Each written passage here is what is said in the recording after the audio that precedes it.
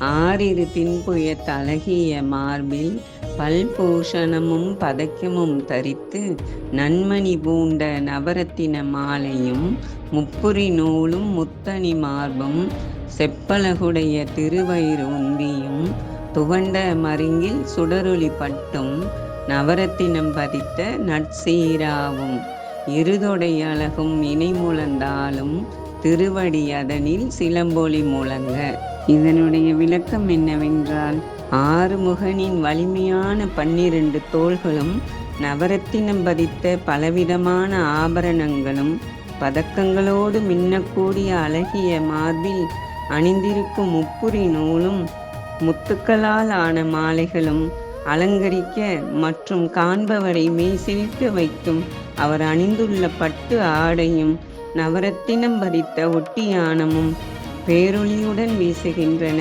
அழகிய தொடைகளும் சீரான முழங்கால்களும் கொண்ட முருகப்பெருமானின் திருவடிகள் அசைந்து வரும்பொழுது அதில் அணிந்துள்ள சிலம்புகளின் களீர் களீர் என்ற ஓசைகள் நாதமாய் ஒலிக்கின்றன என்று தேவராய சுவாமிகள் முருகப்பெருமானின் தோற்றத்தை அழகாக வர்ணித்து பெருமானின் பேரழகை நம் கண்முன்னே கொண்டு வருகிறார்.